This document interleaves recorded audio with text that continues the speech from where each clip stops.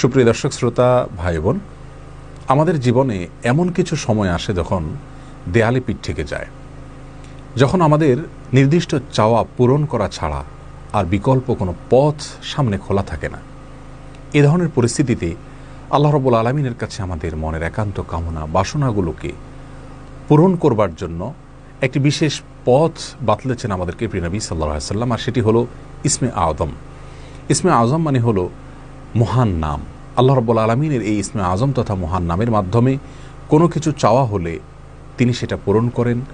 এই নামের মাধ্যমে আল্লাহকে ডাকা হলে তিনি সেটাকে সাড়া দেন। এ মর্মে নবী আলাইহিস সালামের অনেকগুলো হাদিস রয়েছে।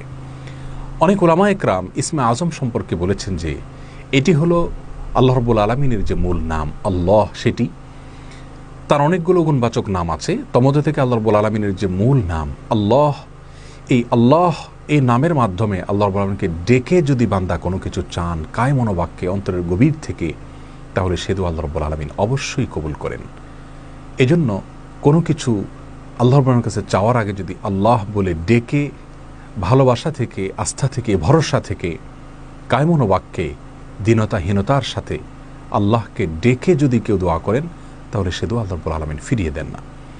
ইসমে আযম সম্পর্কে আরও নির্দিষ্ট করে আমরা নবী আলাইহিস সালামের যে হাদিসটি দেখতে পাই, সেটি তিরমিজিতে বর্ণিত হয়েছে, আরও বিভিন্ন হাদিসের কিতাবে বর্ণিত হয়েছে। সে হাদিস সম্পর্কে বিশ্ববিখ্যাত হাদিসবিদ হাফিজ ইবনে হাজার আল আসকালানী রাহিমাহুল্লাহ ফাতহুল বারীতে লিখেছেন যে ইসমে আযম সম্পর্কে সবচেয়ে বিশুদ্ধতম হাদিস হলো এটি।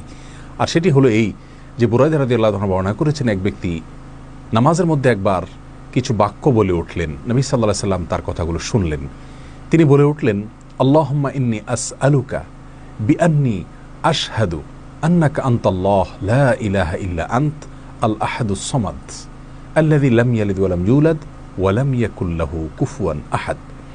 তার মুখে এই বাক্যগুলো শুনে নবী আলাইহিস সালাম বলেছেন, নিশ্চয়ই এই লোকটি ইসমে আযম পাঠ করেছে। ইসমে আযমের মাধ্যমে আল্লাহ রাব্বুল আলামিনের কাছে কোনো কিছু চাওয়া হলে তিনি সেটা ফিরিয়ে দেন না। এর মাধ্যমে আল্লাহকে ডাকলে তিনি অবশ্যই তাতে সাড়া দেন।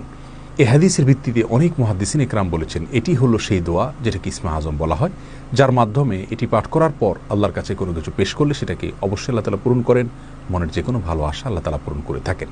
দোয়াটি আবারও বলছি, আল্লাহুম্মা ইন্নী আসআলুকা বিআন্নী আশহাদু আন্নাকা আনতাল্লাহ লা ইলাহা ইল্লা আনত আল আহাদুস সামাদ আল্লাযী লাম ইয়ালিদ ওয়া লাম ইউলাদ ওয়া লাম ইয়াকুল লাহু কুফুয়ান আহাদ। যার অর্থ হলো, হে আল্লাহ, আমি আপনার কাছে প্রার্থনা করছি এ মর্মে যে, এই জন্য যে, এই ভিত্তিতে যে আমি সাক্ষ্য দেই আপনি আল্লাহ, আপনি ছাড়া সত্যিকারের কোনো মাবুদ নেই, আপনি কারো মুখাপেক্ষী নন,